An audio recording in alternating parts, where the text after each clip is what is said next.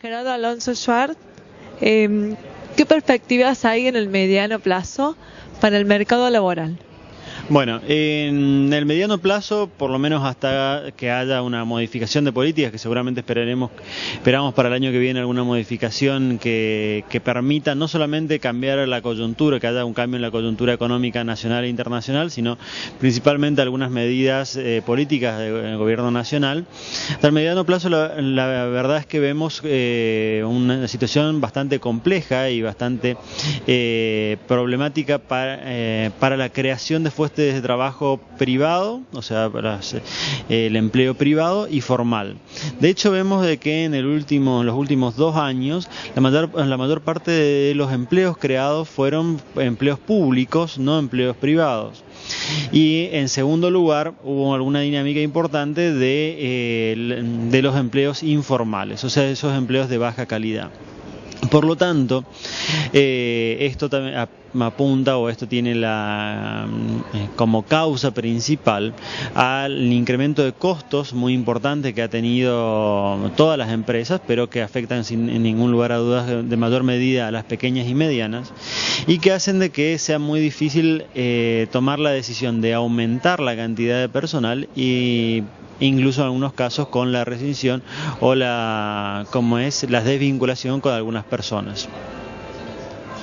¿Qué medidas habría que introducir para corregir estas distorsiones y que el mercado laboral vuelva a ser dinámico, sobre todo a nivel de las pymes?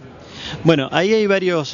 temas que podemos llegar a tocar o podemos llegar a mencionar. En primer lugar, hay cuestiones macroeconómicas que afectan la dinámica de estas empresas o de las empresas en general y la capacidad para crear trabajo en general. Pero después, en particular, también tenemos algunas otras políticas sectoriales que pueden llegar a afectarlo. Entonces, del lado de la macro, sin duda, la evolución de la inflación, que para las empresas es la evolución de costos, sin duda es el principal tema a combatir y cuya solución va a generar mayor previsibilidad en la toma de decisiones. Aún sin hablar de proyectos a largo plazo, pero por lo menos van a permitir a estas empresas poder programar sus proyectos de inversión y sus proyectos productivos a corto y a mediano plazo. Después de esto sí tenemos una enorme cantidad de medidas sectoriales que pueden llegar a ser interesantes y pueden llegar a generar resultados muy concretos en la generación de puestos de trabajo. Acá tenemos la menor carga fiscal o la menor presión fiscal a la creación de empleo. También tenemos no solamente los impuestos al trabajo, sino también la presión fiscal en general. Y a su vez también tenemos que tener en cuenta que en algunos casos la carga fiscal y la presión fiscal que reciben las industrias o las pequeñas y medianas empresas, industriales en este caso en particular,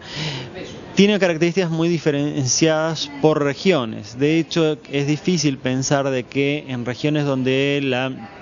los sueldos son mucho más bajos o que en la ciudad de Buenos Aires tengan la misma presión fiscal, porque la rentabilidad de las empresas normalmente es distinta. Entonces también apunta en ese sentido alguna de las otras políticas que pueden llegar a tenerse en cuenta. En fin, y sumado a esto,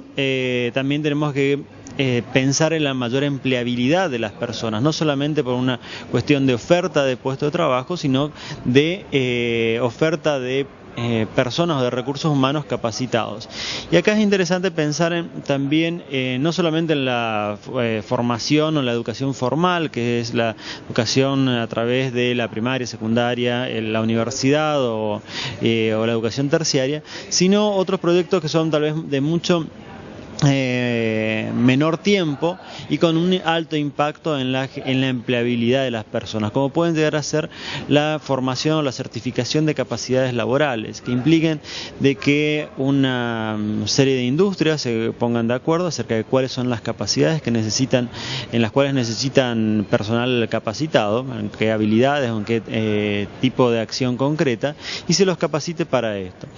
Hay muchos ejemplos que han tenido éxito en la Argentina y que podrían ser replicados por algunos otros sectores. Por ejemplo, en el sector forestal, el sector forestal industrial, se ha tomado la iniciativa de capacitar a motosierristas, que simplemente capacitándolos en cursos de 2, 3, 4, 6 semanas a utilizar una motosierra para poder, como es, cortar raleos y hacer podas. Esto implica para la persona una muchísimo mayor empleabilidad y una certificación también para la empresa de que la persona que está siendo contratada tiene la habilidad concreta para la cual como es designada o es empleada. Esto nos permitiría también unir esta diferencia que hay entre la demanda laboral que tienen las empresas grandes, pero sobre todo pequeñas y medianas, que para estas especialmente es muy difícil llevar adelante un programa de capacitación, porque obviamente la escala es distinta, y acercar esta demanda a las capacidades reales que tiene la gente, de forma tal de aumentar la empleabilidad y por lo tanto también aumentar la producción y la productividad de las empresas.